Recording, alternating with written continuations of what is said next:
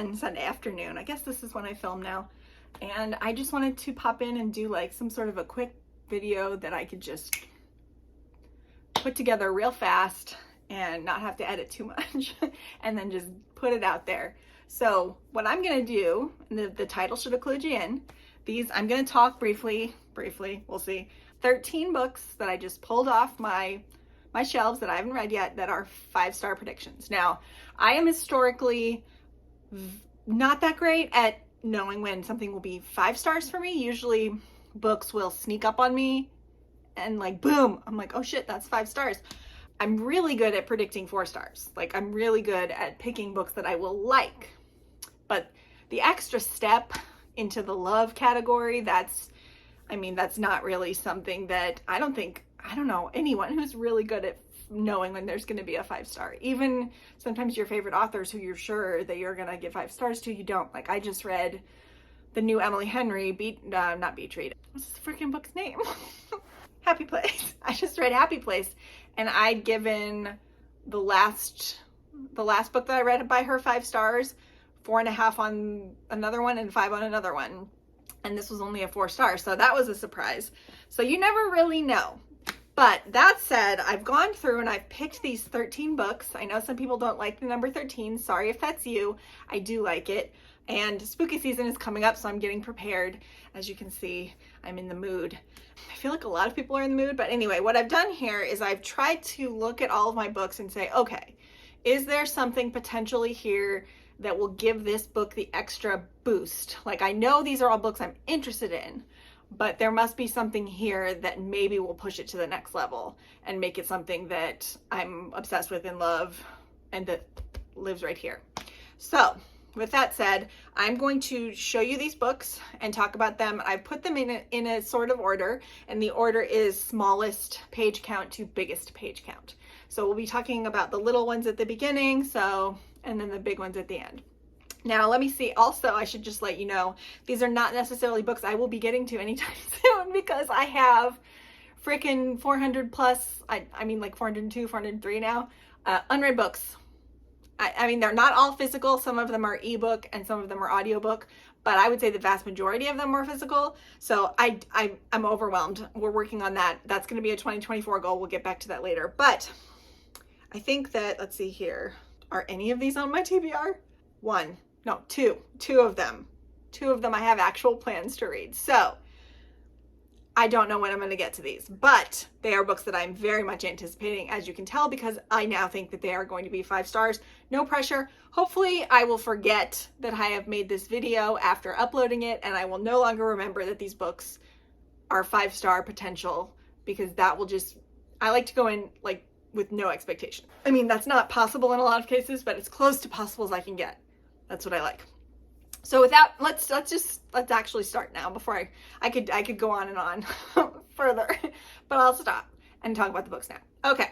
So first up is Nettle and Bone by T. Kingfisher. So this will be my 3rd T. Kingfisher book if I read it up next. Although I do have another book of hers that I considered putting on this list, The Wizard's Guide to Defensive Baking, that might also be a 5-star prediction, but I ended up going with this one because it is a sort of original fairy tale-ish story that is on the darker side, and apparently it's pretty funny, but also like dark, but also like heartwarming. All I know about it, because I'm trying, it's hard to make 5-star predictions, by the way, not knowing plot, but I did it. So this book, as far as I'm aware, is about sisters, and one of the sisters is married off to a very bad man, and the other sister decides to rescue her sister that is married to the bad man, but she has to go on like a quest and find objects. I'm not entirely sure of that part of it, but it involves her meeting up with other people / potential magical creatures along the way. It's not very big. This one is 243 pages, so very small, put out by Tor, which they've been doing that. I just want to show you guys though. Look at that. I don't know what kind of animal that is. Maybe a dog. I don't know. But it looks like it's following the girl. So that sounds fun. And T. Kingfisher is an artist, so those are her drawings. So that's number 1, 5-star prediction. Nettle and Bone by T. Kingfisher. Number 2, we have Camp Damascus by Chuck Tingle. Now, some context for this, if you are unaware of who Chuck Tingle is, this is a swerve for him. So Chuck Tingle he's been an internet presence for about 10 years now-ish. I could be wrong on the timeline of that. And he's made a name for himself by having this, I mean, genuinely, we don't know, but we assume it's a persona that he has online where he has lots of catchphrases like proving love, and he calls everyone, I'll put it here, but he calls everyone this name. And it's a persona where he's very weird and very kind at the same time. And he writes erotica, but it's not real erotica. Like, I don't think the purpose of it is to be sexy. The purpose of the erotica is like social commentary and also silliness, as far as I can tell. I'll pop in a few of his books right here.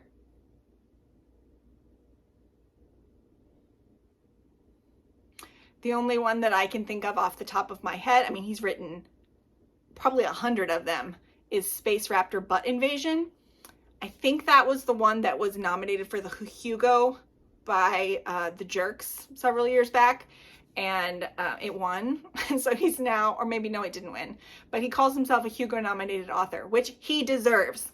So he's built this internet persona about humor, but also kindness and justice, and it's a very strange thing. He does not show his face, although I remember seeing his face before, so maybe he changed it. But anyway, the persona also, he's like a judo master, and he has a degree from DeVry University, and I don't know, you guys. It's his biography in here says, Tingle writes to prove love is real because love is the most important tool we have when resisting the endless cosmic void. That's the general background of Chuck Tingle. I urge you to look into him more because it's just an endless trove of amusement and inspiration. It's weird what he's done. It's weird. I think he's also neurodivergent. At one point there was an interview going around that his son, who knows if it's really his son, had conducted with his father. So it's just very strange, the details of this persona, or maybe it's real, who knows, that he's let out into the world. Point being, he has released an honest-to-God horror book. This is not a joke. This is just a straight-up horror book, and apparently it is amazing. So it is about a gay conversion camp and things going very wrong, like horror wrong, at this gay conversion camp.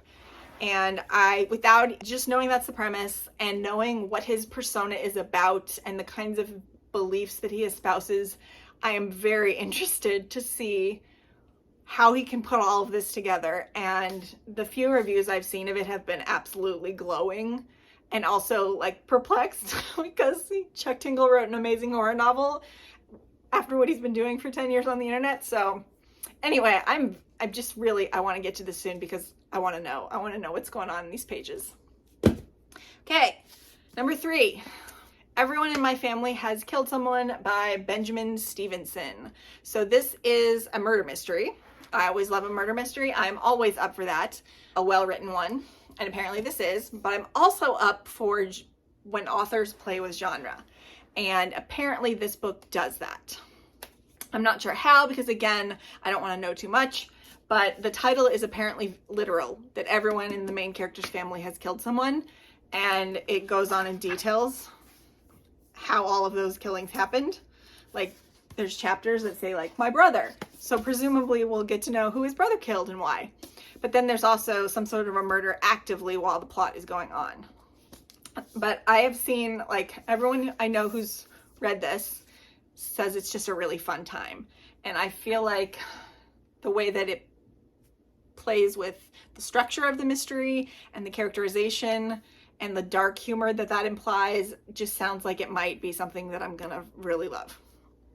Number 4. This is a book I just hauled, and that's Bunny by Mona Awad. This book I have tried very hard to avoid spoilers on because apparently, like, you're not supposed to know very much going in. What I do know, and this is very early on in the book, I believe, and it's in the blurb, is that the main character, whose name is Samantha, has been going to a creative writing master's program, and she's involved in that world. And there are these girls that call themselves the Bunnies, I think. I think that's what they call themselves. But it's a clique of girls in this creative writing program, and they call each other Bunny. So I know that that's not like what the story's about. That's just the starting place. I don't know where it goes, but I know that it gets super weird. My brain is like wanting to know what the weirdness is. I want to know what's so weird about this, but it's pretty universally loved. And I read a previous Mona Awad book that I didn't like super love, but I was very intrigued by her writing style. It was just the subject matter that I wasn't super into. So I'm very interested to see what she can do with this. Okay, number 5 is The Book of the Most Precious Substance by Sarah Gran. Now, I do have another book by Sarah Gran on my TBR for spooky season, but because of the way I do my TBRs, which is I have a potential pool of potential books to read, and then I put them on my TBR according to color. That book made it on the list and this one didn't because it was yellow and this one is orange, and I needed a yellow book. I don't ask. There's a whole video. I mean, you can probably find it in my playlist, even though it's an unlisted video, but it's where I do my TBR for April. And you can see how I make my TBR, which is, I've been told, a little insane, but I have OCD, so I am insane. So yes. So this book, again, don't know too much about it. I know that the main character is some sort of an academic, I think. Oh no, she's a rare book dealer, and she gets involved in something surrounding a book called The Book of the Most Precious Substance that involves sex magic. That's all I've got. But I have seen so many people whose opinions that I usually trust, like, just rave about this, that I'm very intrigued. And it seems like the kind of horror book that I would be into, like weird and a little disturbing, but not like gory or scary. You know what I mean? The point isn't to scare. The scaring is sort of secondary to like the story and what's going on there. So we'll see how I feel about this one. Sorry for the lack of summary, but I really want to go in knowing as little as possible for some of these, / most of these. This one I've talked about recently as well, and I've got it coming up pretty soon, like within a week or two, and that is Looking Glass Sound by Katrina Ward. Is that how you say it, Katrina, or is it Catriona? I don't know. People, you can tell me. I'm pretty sure it's Katrina, just spelled differently. But this is a mystery horror thriller book. And the reason I'm thinking that it might be 5 stars is because the only other book that I've read from this author, which is The Last House on Needless Street, was a 5-star read for me. But it was the kind of 5-star read that I would give 6 stars if I could, actually, because I liked it so much. So I have this expectation of her talents as an author and her creativity and her imagination that I am also bringing to this book. Probably a bad idea to do that. I know it's a bad idea to do that. That's a lot of pressure to put on this book, which might be very different. Just might not be up my alley. I don't know. But I love this cover. And it's about a writer, which I like historically. If you give me a book about a writer, I'm gonna like it more than if it wasn't about a writer. So it's got a chance right there. But I think it's about a famous author who's writing about something that happened in his past. And then while he's writing this book about the secrets, like something starts to happen. I don't know. Honestly, like I loved her first book. I loved that book so much, The Last House on Needless Street, that I'm just like, I'll just pick this up. Even though maybe it doesn't always sound the most interesting to me, but it does sound interesting to me. But anyway, Looking Glass Sound. I'm sorry, that doesn't make any sense. So number 7 is We Ride Upon Sticks by Quan Berry. So I'm unclear exactly how much speculative stuff is going on in this book. I know there is some. It's not just general fiction, but the summary doesn't mention any of it. It just is that it's about a field hockey team of girls, and they live in Salem, Massachusetts, and some of them are direct descendants of the witches who were on trial in the Salem witch trials. So I'm thinking there is some magic involved, but basically it's about this team who is trying to get to the finals of the field hockey, and apparently it's really like about like female friendship, female relationships, and sports. I don't know, but apparently it's also weird, which is always something that's going to intrigue me. So if you want to bring witches and field hockey together, I guess that's this book. I think we'll see. Number 8 Business or Pleasure by Rachel Solomon. Now, romance books in particular are really hard for me to predict whether it's going to be a 5-star. I mentioned Emily Henry. She's one of my favorite romance authors, but apparently I can't even predict when a book is going to be a 5-star, because I would have said Happy Place was going to be a 5-star, but no. And even some of my favorite authors who write romance, like Rainbow Rowell and Kat Sebastian and Talia Hibbert, and who else do I love? Of course, my brain is blanking. Alexis Hall, don't always write books that are 5-star books for me.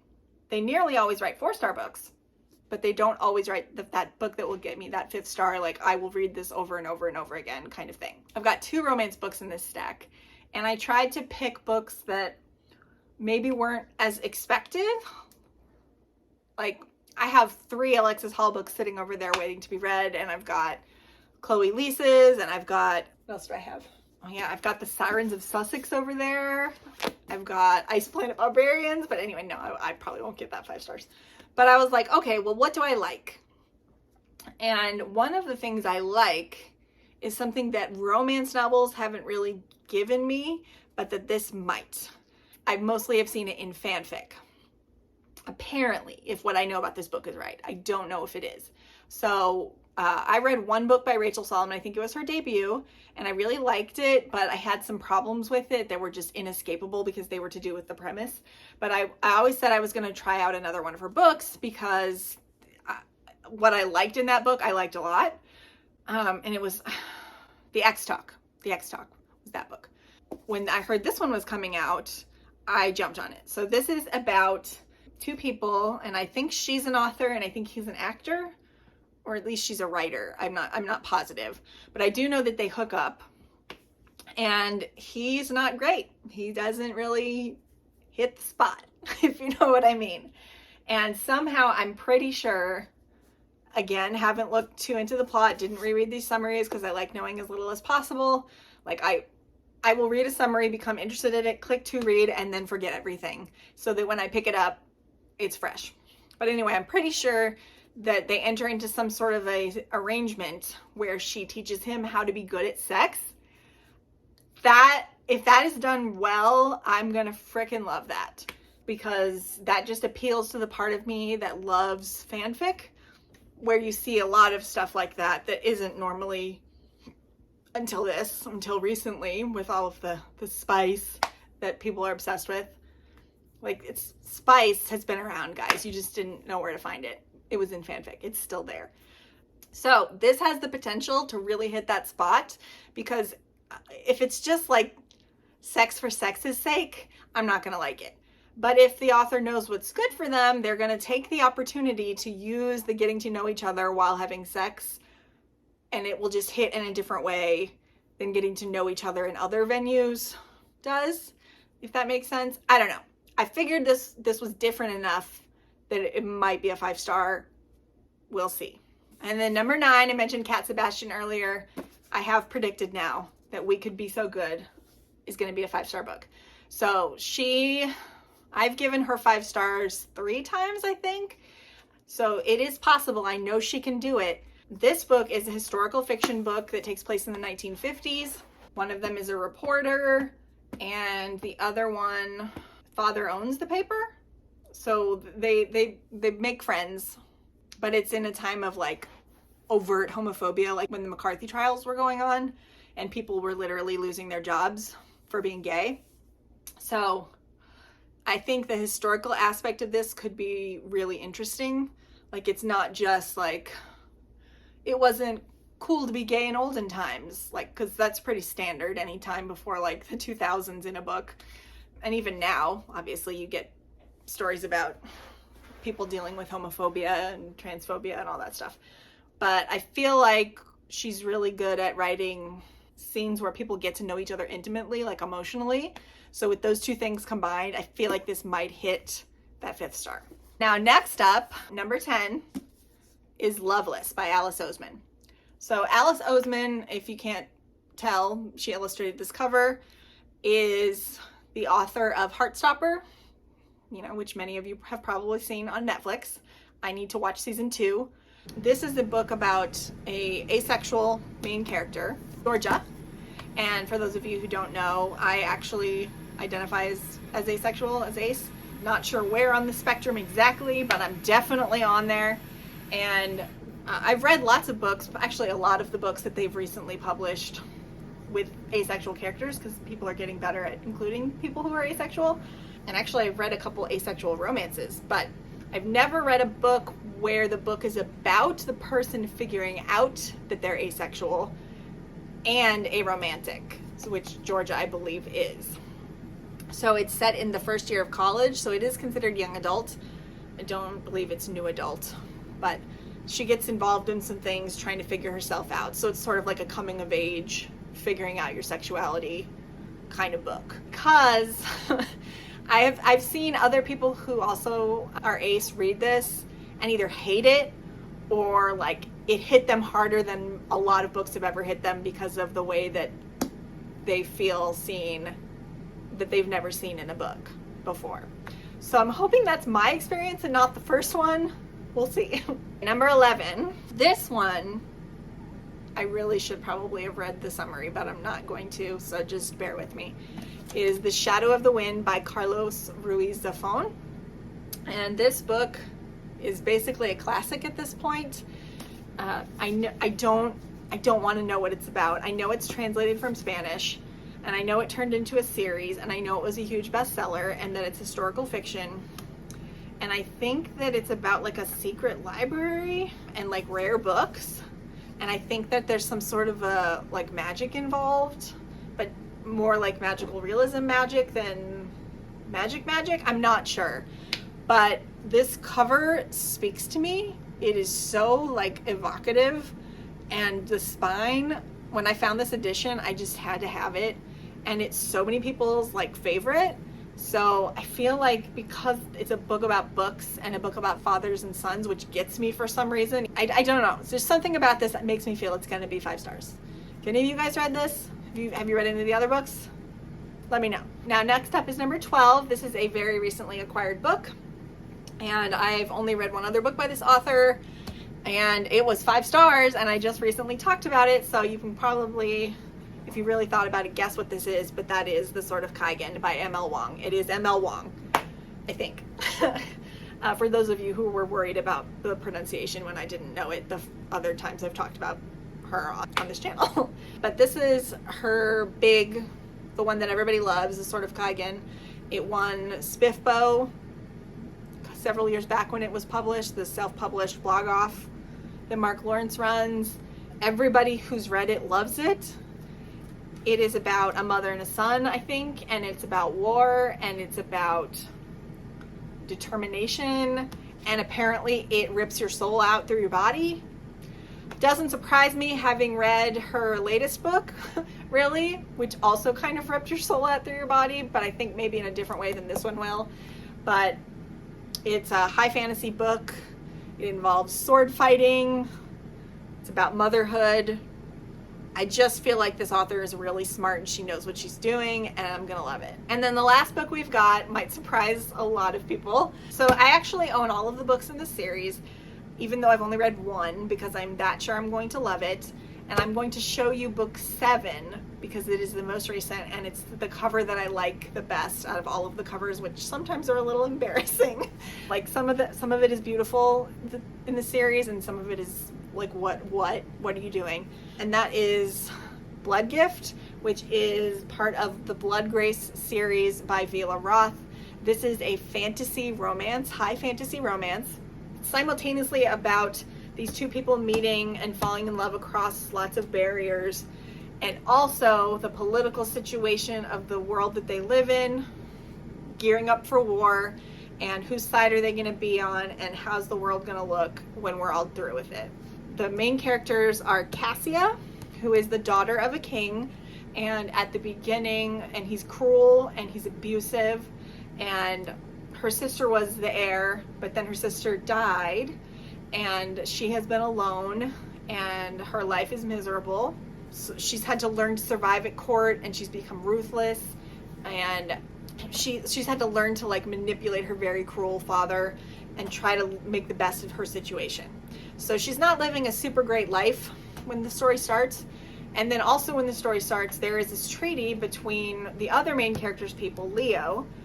They're called the Hesperines, and they are actually magical creatures that are essentially vampires, but they are not evil. They are, in fact, they're like basically magical hippies. And they do drink blood, but there's a catch, and I'm not going to talk about it. But they respect all life. They're loving, they're kind. The things that they do for the world, they basically travel around helping people, but they are demonized in Cassius culture as evil, blood-sucking creatures. And a lot of it is religiously and politically motivated. So the beginning of the story is that there is a treaty that exists between the humans and the Hesperines that has not been renewed in 400 years. So Leo's people make overtures for the new king, which is Cassius' father, because he's united all these disparate kingdoms through war and cruelty. But he speaks for all of them at this point when the story starts. And so they reach out to him to try to renew this treaty between their peoples. So Leo is part of the delegation that the Hesperines send to Cassia's country, which I forget the name of, Tenebra. She lives in Tenebra. There's a political delegation, and he is a diplomat. And he's also very young for his people. He's probably like the equivalent of like 20 to 25 in human years, even though he's like close to 100 in Hesperine years. And she is about the same age, human-wise. And so she manipulates the situation so that even though her father doesn't normally let her be at court, that she's at court when these creatures come for the treaty because she wants to meet a Hesperine. She has a very important question to ask them, and something apparently happened in her past that has left her with a burning desire to talk with a Hesperine. So that's her goal. And then once she actually meets a Hesperine, things go from there. Again, I've only read the first book. This is book 7. It is a chunker, but I really liked the first book. It was slow burn romance. Most of the book is them talking to each other and getting to know each other and learning about each other's lives and their cultures, intermixed with political intrigue and discussions of the talks and the backstabbing that's going behind the talks, seeing what Cassia's life is like and how she lives it, despite her father being so cruel and disliking her so much. This is something that other people have talked about in regards to these books, and it's why I picked them up in the first place, is that a lot of the times in fantasy romance you get really good romance, but the fantasy is like half-assed or just thrown together, or like pulled together from other sources that are like very cliche because people will recognize these certain signposts and fill in the blanks because the important part's the romance. Or sometimes you'll get a fantasy that's all fantasy and the romance is just not enough for you. This is like the perfect balance between great fantasy plot, great fantasy world building, and romance. Like 50-50 plot, world building, fantasy plot, and 50% characters actually speaking to each other and building up intimacy gradually and then going from there. So all of that to say, I'm not sure if this particular book is going to be the one that gets 5 stars, but I'm super hopeful that at least one book in the series will get 5 stars. I'm about to read, as soon as I can fit it in, the second book. And then book 3 is actually now split up into 2 books, part 1 and part 2. And then so is book 4, split up into parts 1 and part 2, and then this one. And then the last book is set to be published next summer, I think. If that sounds at all intriguing to you, I really did like the first book. So I'm really hoping that once the world gets going, the plot starts moving around, there's twists, there's character and plot movement, that I will just become obsessed and give one of these fuckers 5 stars. So those are my 5-star predictions that I don't have any idea when I'm going to get to them.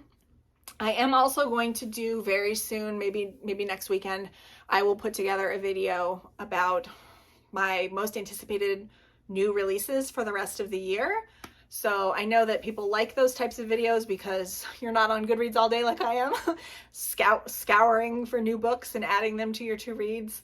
I've done the work for you. And if you have similar taste to me, maybe this will be helpful to you. So I'll put that together soon. But anyway, let me know in the comments if any of these look good to you, if you've read any of these.